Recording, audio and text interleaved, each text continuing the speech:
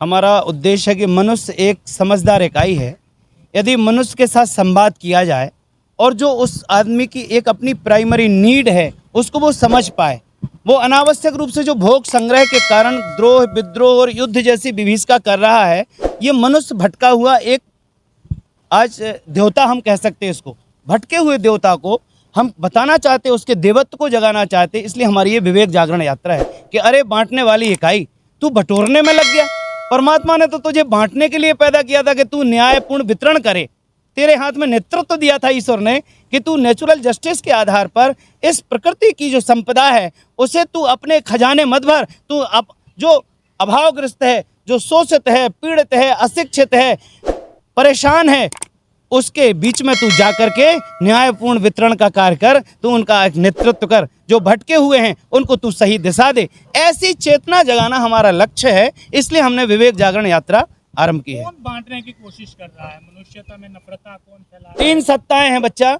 एक तो धर्म सत्ता है जो आस्था के नाम पर देश की आस्था का शोषण करती है, धर्म सत्ता।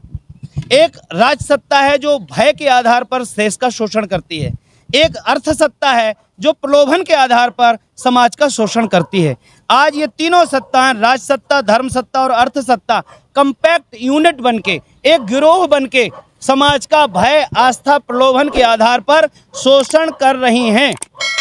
इसलिए इन तीनों सत्ताओं से हमारा निवेदन है बड़ी विनम्रता के साथ कि सत्ता का दुरुपयोग मत करो, सत्ता का सदुपयोग करो।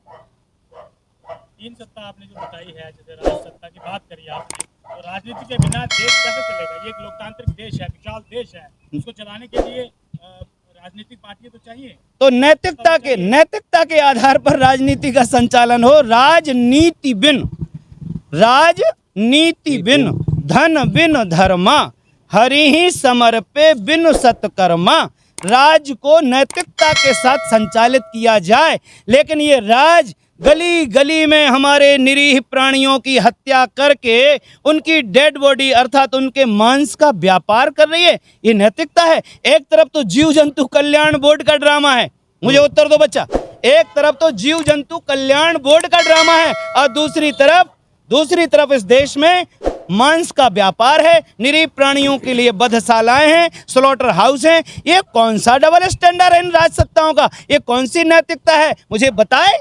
हिंदू राष्ट्र बनना चाहिए जिससे कि अरे मानवता का राष्ट्र बनना चाहिए, मानवता का। ये हिंदू, ये मुसलमान, ईसाई, ये सब बकवास है। हम कहते हैं हिंदू मुसलमान से पहले इंसान तो प्रकाश में आए। अरे इंसान ही नहीं बचेगा तो काहे का हिंदू, काहे का मुसलमान यार? अगर किसी को मांस प्रिय है, खाना उसको अच्छा लगता है, उस राक्षस को खारे समुद्र की गहराई में फेंक देना चाहिए। वो तो उसकी पर्सनल राय है ना। पर्सनल राय है तो उस मूर्ख को, एक व्यक्ति पेड़ लगाता है और वो पर्यावरण के लिए एक संतुलन पैदा करता है, दूसरा व्यक्ति कुल्हाड़ी लेके आता है और कहता है हमें तो इसको खाक में मिलाना है। तो जो पेड़ लगाने वाला है वो संस्कृति है कि ये पेड़ काटने वाली संस्कृति है? विकृति है कि संस्कृति है पेड़ काटना? आज जो क्लाइमेट चेंज जैसी प्रॉब्लम क्रिएट हुई, पूरे विश्व में पर्यावरणीय संतुलन बिगड़ा, तुम कहो वो तो उसकी मर्जी है, उसे तो पेड़ काटना है। तो जो पेड़ काटेगा उसके हाथ पकड़ने का राइट पेड़ लगाने वाले को है कि नहीं है? किसी की पर्सनल राय मैटर नहीं करती है। अरे मेरा मन है मैं कुछ भी करूं, मैं पेड़ काटूं, मैं कुछ ऐसे जो मनमाने लोग हैं उन्हीं के बीच में मत।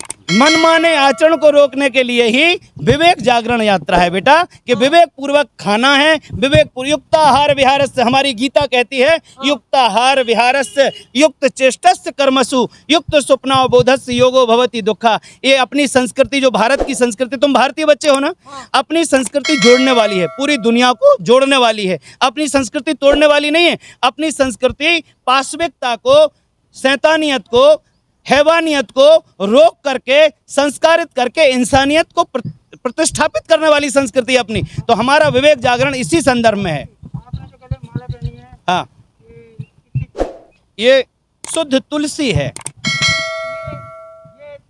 पेड़ से बनती है, जब पत्थर से बनती है, किससे बनती है? किसी भी प्राणी की, किसी भी पेड़ की एक लाइफ होती है, उसके बाद वो सूखता है, मरता है।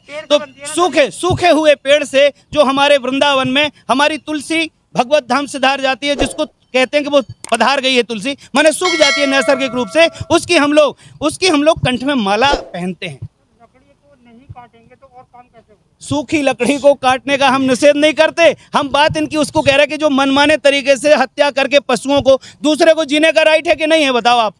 उनका भी तो एक समय सीमा होती है। तो उनको जिंदा रहना दो, जब वो मर जाए तो उनकी डेड बॉडी खाना है तो खा लो, लेकिन तुम उनकी हत्या करके खाओगे। इस चीज को तो कहीं ना कहीं जो हमारा संविधान है उसके तहत ये लीगल है। ये संविधान ही तो अंग्रेज राक्षस जो टट्टी करके सोचना नहीं जानते थे, हग करके जो सोचना नहीं जानते थे, ऐसे अंग्रेजों का ये हम बहुविधान ढो रहे हैं। सर, ये संविधान नहीं है। ये संविधान हम भारत के लोगों ने, हमने खुद बनाया है। इसीलिए तो ये कलंक है कि वो अंग्रेज जो सुनिए, जो संविधान निर्माता जिनको डॉक्टर अंबेडकर कहते हैं, उन्होंने कहा था कि यदि मेरी चले तो सबसे पहले मैं इसको फाड़ के आग लगा दूं। लेकिन सच ये है कि अंग्रेजी प्रेशर में इसको ढोया जा रहा है। अभी भी ये देश छद्म आजादी ढो रहा है। अभी भी ये देश, आप कहना चाहते हैं कि देश अभी भी अंग्रेजों का गुलाम है? अभी भी ये देश झूठी आजादी ढो रहा है। इसलिए अंग्रेजों का गुलाम है क्योंकि ट्रांसफर ऑफ पावर एग्रीमेंट को पढ़ लो, निकाल लो, गूगल पे सर्च कर लो।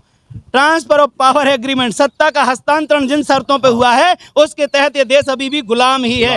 अभी भी मानवता के लिए क्या संदेश देते मानवता के लिए एक ही संदेश है कि जैसे हम अपनी माँ, अपनी बेटी, अपनी बहन और अपनी छोटी से छोटी संपत्ति के प्रति आग्रह रखते हैं, इसी तरह से हम परधन परदारा के प्रति वैसा ही दृष्टिकोण अपनाएं। जैसा जो हमें अपने लिए अनुकूल लगता, अपने लिए प्रतिकूल लगता, तो वैसा ही व्यवहार हम औरों के साथ करें। यही मानवता है।